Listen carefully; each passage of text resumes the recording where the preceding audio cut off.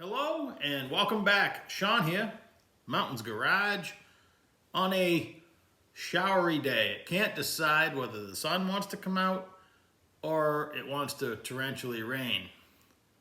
And you can't trust anything outside. I set up outside, spray painted a part. No sooner came back inside and looked out the window, torrential rain. That didn't work out very well, but what did work out pretty well is the Lincoln Pro MIG 140. I was asked to review it if I got it working, so let's do it. Brief history. My first MIG welder, my first MIG welding experience was on a Snap-on YA212. It was a full-size machine, as big as my MIG Master 250 almost. And at the time, the welding places near me weren't exactly looking for street traffic to come in. If you didn't work for a place that was a business account, much like all the bolt places and stuff like that, the world's come a long way. Back then, they just didn't need or want street traffic. They were apparently busy enough without it. But my Snap-on guy came every week. I wanted to build my first tube chassis, mild steel, and I bought this Snap-on YA212. Again, I'd never MIG welded before, and I put the car together. I wish I could go back now and have another chance at trying to set it up, but I learned to hate it. It had two settings. I didn't know any better at the time, but it only had heat setting and wire speed, much like this does. Whereas my MIG Master 250 has two heat settings, low, medium, and high, and then a number ratio from 1 to 10 or whatever, and then the wire speed. So, I had my YA212 at home. I built my car. My car was almost finished when I went to work at the municipality that I worked at for almost 28 years, and they had a dip pack, D-I-P-P-A-C, dip pack, 230, I believe. And the first day I went to work there, I had to weld something. I picked that up, and all of a sudden, I was really good at welding, MIG welding anyway, compared to what I was doing before that. Holy smokes, it was like I knew what I was doing. One guy even commented, he said, "Well, you've been welding a long time?" Not really. But that welder was simple. There was a chart on it. Missing on the Snap-on would have been really handy for a beginner to have some kind of chart to get you close. So, long story short, I enjoyed that dip pack 230, but they didn't make them anymore. The successor to that, apparently ESAB must have bought that, and the welding salesman who came around told me that the ESAB MIG Master 250 was exactly what I wanted, and they were just coming out with a digital version, but I bought the knobbed version. I've never had any trouble with it. I think I had to clean up the trigger one time. Probably only put maybe 5 spools of wire through it since 1996 when I bought it. So it's not overused. That dip pack 230 back at the municipality, it ran every day by multiple users, got dragged all over the shop, got left outside. It was in the body shop covered in dust. And we replaced it before I left there, but it was still working. It never failed. We put some torches on it and stuff because some people would drop it or get broken, or what I've learned now, and I haven't done it to this one yet, but they make a nice little felt wiper that has some lubrication that's compatible with your inner shield on your cord. It goes right here. And I have one on my MIG Master 250. It had started to get kind of hitchy. And my salesman at the time, while I was still working, said, "Hey, you need one of those wiper things with lube on it." Dummy. I didn't know. Nobody did. So I put one of those on, and that's been smooth as a smelt, as my dad used to say, since then. So I have ordered a 6-pack of them, and I'll put one on this. I already have one on that, and maybe I'll put 2 on that one. But it's more than I need, but On an upcoming video, when we talk about shopping in bulk and shopping in general, we'll cover such things as that. So, so I love my Big Master 250. I don't need another welder. However, a friend of mine had, his might have only been like an SP 125 or maybe an SP 135. Slightly smaller than this. It looks the same. And that with 25 thousandths or 30 thousandths wire would weld sheet metal like there's no tomorrow. Now, I put in floorboards and everything with my ESAB Big Master 250 with 035 wire. I use 035 wire for everything. I could put a dump body on a dump truck, and I could weld floors in the dump truck. It doesn't matter. You know, you don't really even have to change a whole lot of settings on it. Some, but not much, to go from thin to thick. It's really universal welder. So when I picked this one up in trade, in the back of my mind, like I mentioned the other day, I have a 1947 Ford cab that was chopped by an older individual here in my town that I live in. And he's, you know, known for doing that, but it was never finished. And before I can stick the whole cab outside, which I want to do, it's taking up space. I've given this thing a roof the first time I owned it for 4 years, and then I traded it away last fall. My buddy kept it inside. It was bugging him. It was in the way because it's too nice to put outside and have it be rusty and then have to weld the thing. So, long story short, it's back here. I own it. I think I'm just going to mark my words, never get rid of it. Before I put it outside or do whatever I want to do with it, I want to finish welding the chop on the roof, which is quite a bit of welding, and the doors. And roughly smooth it up, spray some primer on it, and stick it outside. Thinking back of how nice that little Lincoln welded, in my mind I was looking for a smaller welder, just for that. Happened to pick this one up in trade. Like I say, I don't remember what we trade. This friend of mine and I, Chris, we trade all the time. Same guy I got the cab back from. Same guy I got it from originally. So we're trading weekly. And in this case, in one of the trades, I got this.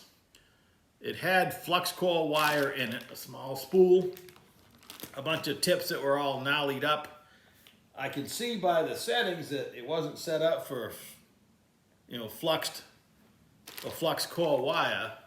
So it might not have welded that great anyway, but the tips are all burned up. And this has been sitting here for, well, at least since last summer, maybe. So last week I decided, you know what? Let's buy a box of consumables, which I did. It gave me 2 complete, the threaded piece and a whole bunch of tips and a couple nozzles. So now that's all brand new. I could have used, you know, the threaded piece that goes into the gun and the shield. I still have that. It was stuck together, but why not start brand new? It is a Magnum 100L torch that parts are everywhere for it. As a matter of fact, I'm skipping ahead, but I've already tried the welder out this afternoon, and the trigger was a little sticky at first, maybe dirty. I haven't taken it apart. I did a little shopping, and you can buy one trigger for $18, or I bought a package of 4 triggers for $20. So I'll have plenty of replacement parts and probably never need it. I learned if I squeezed really firm, it worked just fine. It's nothing but a couple little springs in there. So, but while it's still popular, if I can have spare parts for 20 bucks, if this thing goes the distance, I mean, let's face it, I've had my ESAB since 1996. I've waxed it a couple times. I keep it covered up. It's probably going to go my distance anyway. So does one guy need 2 TIG welders and 2 MIG welders? They each do different things well. Whatever. That's really not part of the conversation. It's just fact. So I put on the new tips. I put on a new regulator. The regulator itself was fine, but the gauges were broken.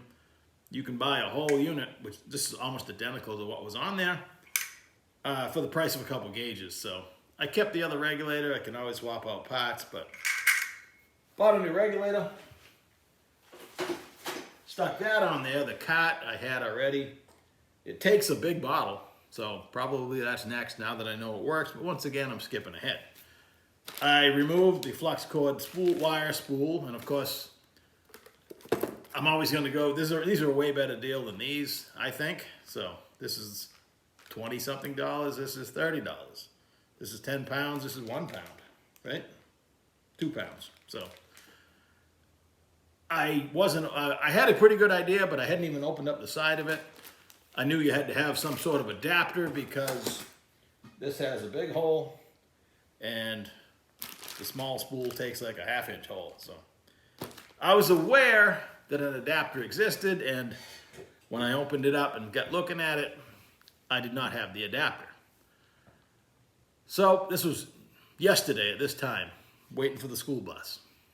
Late in the day. It's 2:40, I think, in the afternoon right now.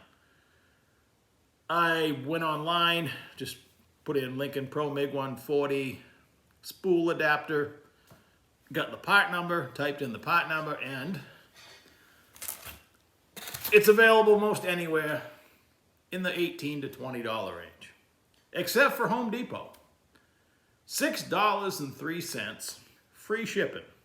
So I had to pay Main State sales tax, so $6.33, and it told me it would be here today, UPS.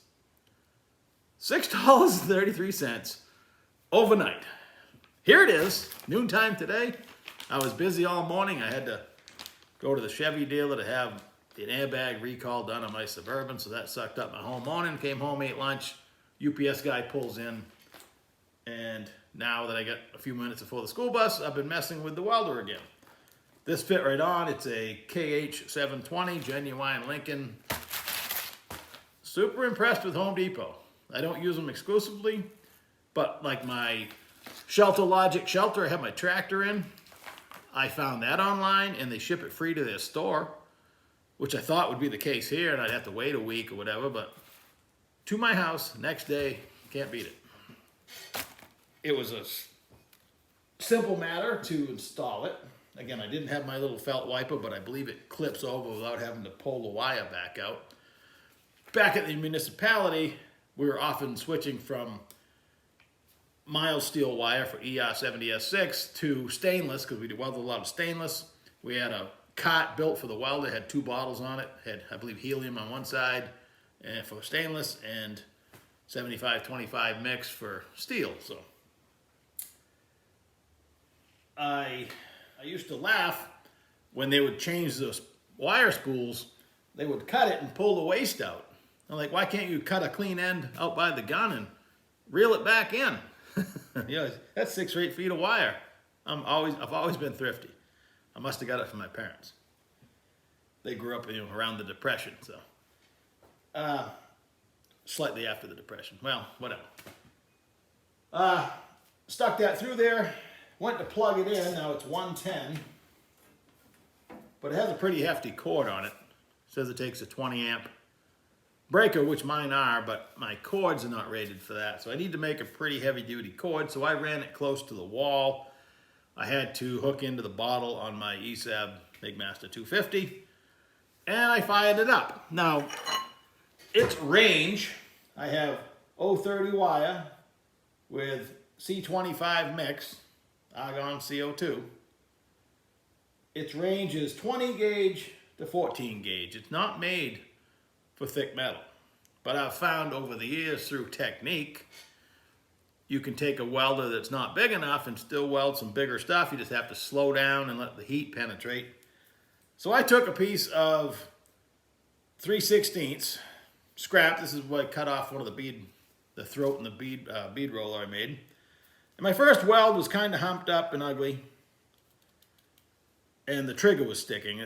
The trigger has more to do with that, but I didn't like the way it was humped up. And when welds are humped up like that, it's because the puddle's not spreading out because there's just not enough heat. It's being absorbed into the metal. But with a little practice in them, and these two aren't bad. Again, still more humped up than I'm used to because I'm used to having a lot of electrical power.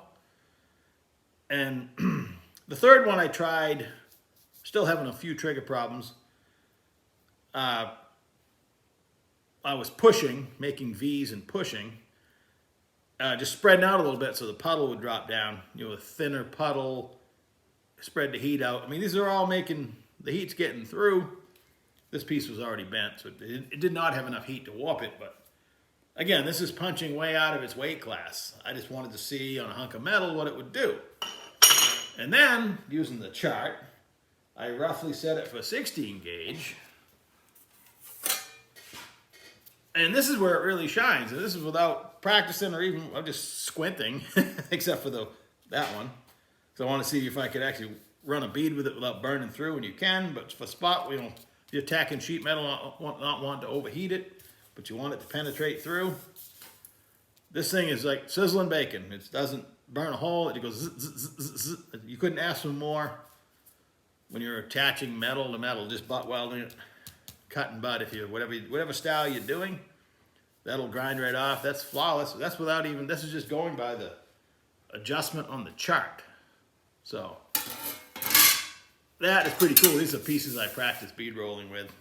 Pretty thick stuff, but so I think welding on the cab is going to go quite well.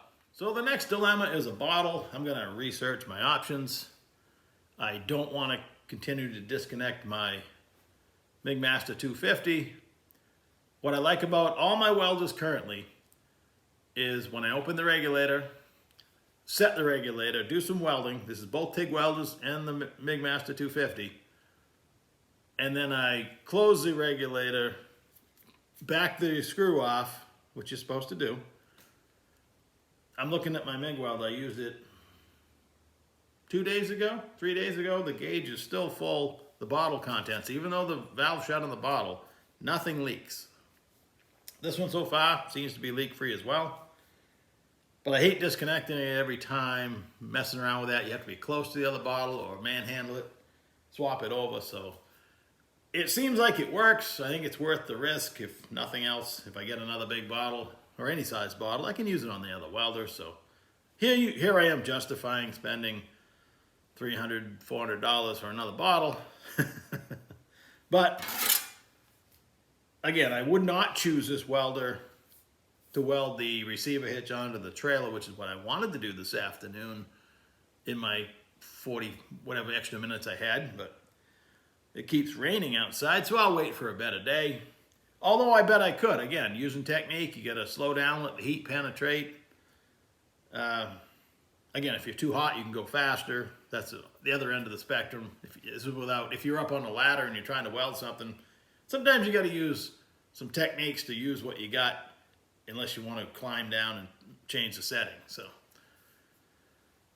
at least that's what I've found, and I've done a lot of welding in weird places. When it was pouring early, I was remembering stick welding 2 or 3 days in the rain, building a big sander rack one time. So you can stick weld in the rain. I didn't get electrocuted. Anyway, I hope you're having a great day. I'm going to go catch the school bus and start on a different project. But I'm going to call the Lincoln Pro MIG 140. So far, a success. The cot I got in a deal with my buddy. I don't know how much I had in the welder. I have $70 in consumables plus a bottle. So not bad. And I see they're quite pricey. So this is the NASCAR version. I put a call in the Lincoln to try to decode when it was made. So when I learn that, I'll get back to you. Have a great day.